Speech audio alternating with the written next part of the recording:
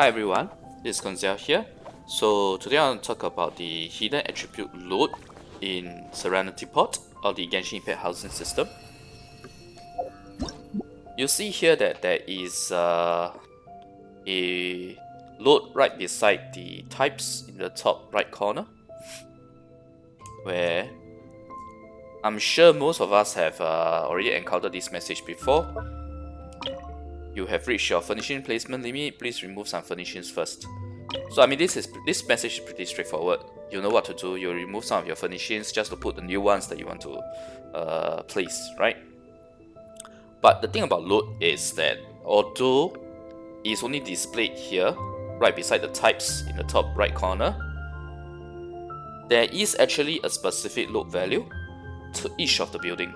In fact, each of the placement, each and every one of the items that you can place in Serenitea Pot or the housing system actually has its own load value, and it varies between each placement.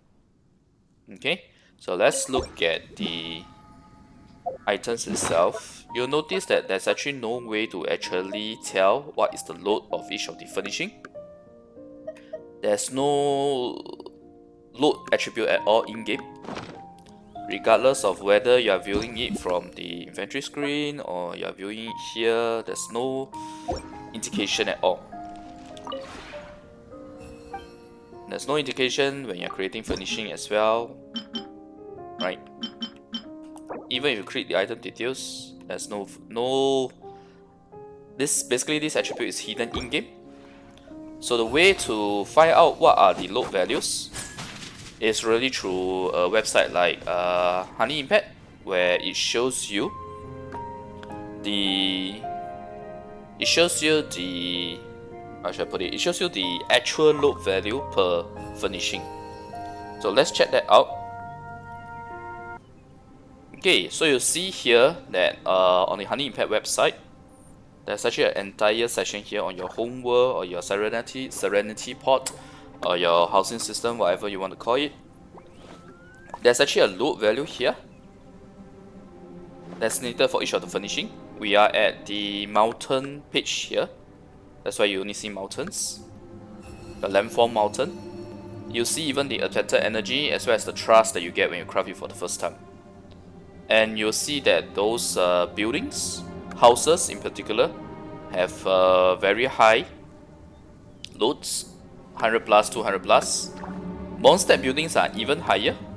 Monster buildings are like basically 200 to 300 plus, while the Yue buildings are 100 plus to 200 plus. And there's a reason for that because of the difference in their fences, which I'll touch on later. But effectively, what I want to say is that in order to plan and optimize your load in Genshin Impact, the main thing is really to check the Honey Hunter to see what are the optimal loads to place. Okay, and how best to achieve an optimal load without sacrificing your aesthetics as well. Now, I will just show a bit of the rest of the typical furnishings that most people have been building now. So number one is all the buildings. Okay, and then you have landforms. Landforms, typically all the landforms are at 50. I can show you guys. I mean, even rocks itself, they are smaller. Oh yes, rocks are smaller. Rocks are at 35, which is the same as 35 is, if I'm not wrong, is the lowest load value. There are also higher ones from trees. Trees, you depending on the size of the tree, there are different loads as well. You even have those that is like 250. Yeah, so trees are actually quite a waste of load because the Adeptal Energy is only 20, but you spend 250 load. So yeah, try to use trees that are lighter, which would be stuff like bamboo tree or coconut trees basically, if you really want to have trees in your Serenitea Pot. Well, of course, if you care more about aesthetics, by all means go ahead and you do you, yeah? I'm just showing you guys in terms of load, what's bad, what's good. Alright, so that covers the landform and the buildings. Let's talk about ornaments. I know a lot of people feel that it's good to spam this, which is the pine folding screen billowing seals. This is one of the first few purple grade items that you will get in game. From the handbook if I'm not wrong, or from one of the handbook rewards. So the load is not too bad, it's 85, but it's not the highest load, it's not the lowest load. Okay, the lowest load actually comes from defenses. You see here, all defense are purple grade, so all of them give 90 Adeptal Energy. And you have two clear winners here. The Monster Courtyard Fence ending, as well as the normal Courtyard Fence pieces. The corresponding item, the Birchmane Courtyard Gate, is not too bad, it's 45 load, and it fits very well with the aesthetic theme. You can really make a full fence with the gate, as well as a proper ending, with just these items here. Okay, so these are actually very good for spamming. By spamming, I mean really creating several of them in your Serenitea Pot, such that you have you are able to get the highest Adeptal Energy possible while maintaining a low load. That's why on my outside world, my exterior, I have 6k Adeptal Energy now, because I've been crafting a lot of carved courtyard fence. I'll show later how it looks on my Serenitea Pot, as well as my overall Adeptal Energy now, adopting this strategy. Now, if you notice, the Li Yue team's themed fences or walls are more expensive, so that's the reason why the buildings are cheaper. Because when you put all these together, the monster buildings are more expensive, so that you can still maintain a, how should I put it, a minimal kind of look where you have fences and some buildings here and there on both the monster and Li Yue. But personally, I am pumping all the monster fences that I can, because the load difference is huge, if you ask me. If you look at 35, right, versus 95, it means that I can put almost 3 of it for one Li Yue fence or wall or courtyard item, courtyard furnishing. So personally, I'm going with the monster one, even though my mansion is a Li Yue building. It's fine, because when you eventually reach to a higher trust rank, a high enough trust rank, which is still quite far away, you can actually switch the realms, and you'll be able to change your mansion. In future, you'll get mansion building to build as well. So that's why I say it is okay. For me personally, I'm not too hung up about it. So yep, courtyard fences are the ones that I'm pumping. Now the other two good items you can consider, where they have 90 trust and 35 load as well, will be the Alchemist crafting bench. But do bear in mind that the Alchemist crafting bench, you only get it from the handbook reward after you complete Adeptal Mirror round 3, which means after you get 5,000 realm currency in total and trust rank 5.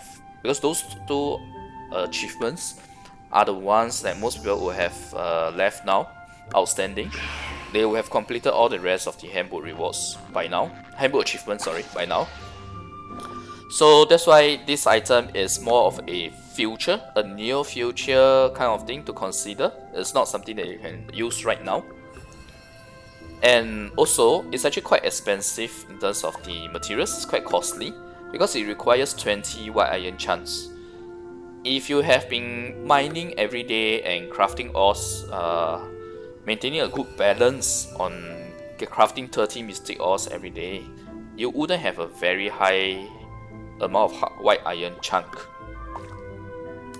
And here's the thing, defense also requires white iron chunk. You see here, but it only requires 4 for the fence.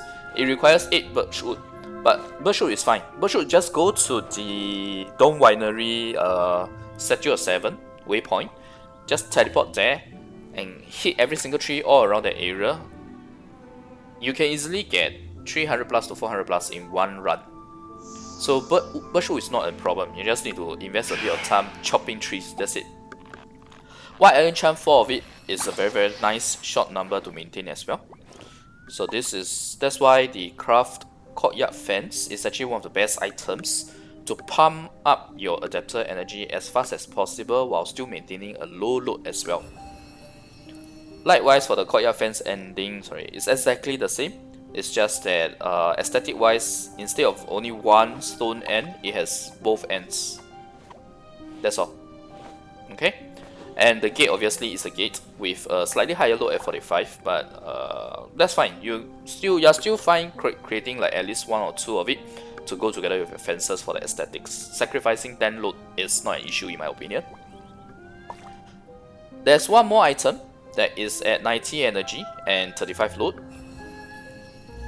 and that is the Blue Ocean's Treasure, which as far as I can tell, it should be an item that will be available during the Loopy Harveston event, because there are some other furnishings that specifically said that they are from the Loopy Harveston event, and their theme is about ocean and shells, etc. So that's why I infer that the Blue Ocean's Treasure should be should be available in 1.6. Okay, so what does this mean in general? If this means that your best option is actually to go with the courtyard fences now to pump up your adapter energy with the lowest load incurred.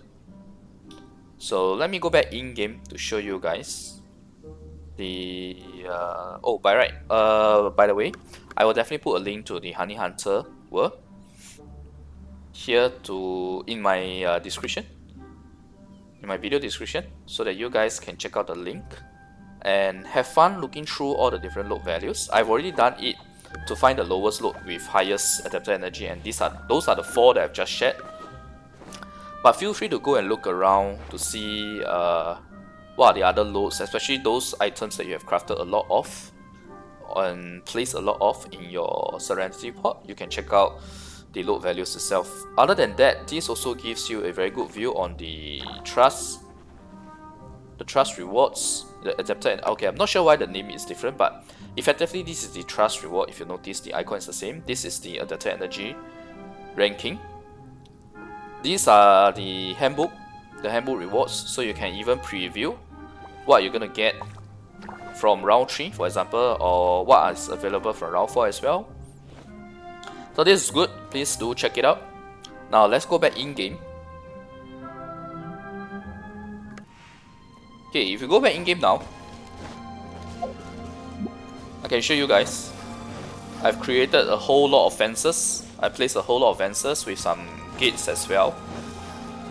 Obviously facing my other gate, the adapter's gate, and a whole bunch of fences. That is why my adapter energy is 6000 just in the exterior region.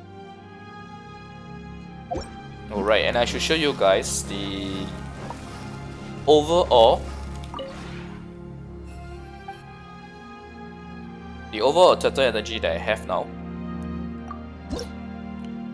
We are already at 10k. I'm pretty sure this is like one of the higher ones already. Even though I started Serenitea Pot late. I didn't play Serenitea Pot the moment 1.5 was live. I actually played it late night on the same day itself because I was busy with work. So even if you didn't start on the same day, right, you are still able to hit 10k at this point in time. Okay, and I'm even close to getting my trust rank to 5 if you notice. So these placements really help, and I definitely encourage everyone to try to follow this strategy at the beginning, because the way adapter energy works is that it's based off of your highest adapter energy, which is the point that you reach, the highest point that you have reached. In other words, once you reach 20k adapter energy, you are free to change your Serenitea Pot however you like in terms of the aesthetics, the themes, etc. Alright, so it really depends on how you are playing the game, whether you're approaching the game in terms of pure aesthetics, or you want efficiency, or you want pure the fastest route to adapter energy. What I'm sharing now is already one of the fastest without sacrificing too much of your aesthetics. Okay, so the gist of it is really buy the courtyard fence design from the realm depot, which is from your assistant Tabi, and you'll be able to craft all these fences. Look at the amount of fences I've crafted. And it makes it easy because you only need to farm birch wood and white iron chunks. And if you notice, I have a whole bunch of landforms here. This is the last tip that I want to share with you guys. This whole bunch of landforms here that you see here. This is because I was so close to getting 10k. I think the day before. I removed a building because we all know that buildings take a lot of load, right? Especially Mondstadt buildings. So I remove a Mondstadt building, I spam all these landforms so that I get a temporary boost in my Adeptal Energy and I actually hit 10k. And I will slowly remove these landforms as I build more fences, because if you remember, the rocks are 35 and load, same as defense. So you remove one rock, you'll be able to build one fence. Rock is 20 Adeptal Energy, fence is 19, so you get a 70 Adeptal Energy boost each time. So one thing to consider really is to remove some Mondstadt buildings and put some rocks. They will give you a lot more points. To put things into perspective, right, 3 rocks will give you the same amount of points as 1 Mondstadt building, because Mondstadt buildings are all blue grade. But yet the load is drastically different. We are talking about 105 load for 3 rocks added together versus a Mondstadt building that's typically 200 to 300 plus. So that's one quick thing that you can do now if you don't care about loots, you don't care about having any buildings. You can make good use of your landforms because you will have an excess of landforms really. You can see I've already taken back or removed most of the landforms that I've placed on the map itself and replace it with the fences. Right? You see all the fences that I have already replaced it. Replace buildings, replace trees, rocks, etc. with this. I only spam a bunch of rocks recently after removing a Mondstadt building. So that's what you guys can do as well. You can remove the buildings and just spam rocks. Rocks are the best landform since they are only 35 load. Mountains aren't too bad. Mountains are 50, and trees, some of the trees are really high. I think I should remove this actually. This is 250 load. This will be the next item I'll remove actually, for to get a whole bunch of higher energy. But since I just reached 10k, I don't really need to do that now. I recommend to do that when you are close to reaching the next level, like 200 or 300 points away from the next level. By all means go ahead. Or if you don't care about aesthetics at all, you can just go ahead and do it right now. Alright, so I hope this content is helpful to you guys in terms of how to optimize your Adeptal Energy, your load in Genshin Impact, such that your Adeptal Energy can be as high as possible. Right now I'm at 10k, I'm getting 24 realm currency per hour. I'll say it's pretty good. I will continue to pump it up until we hit 20k Adeptal Energy. Yep. Alright, thanks everyone for watching. I'll see you guys next video. Bye. Alright, if you like the content, remember to like the video and click subscribe for more. Bye.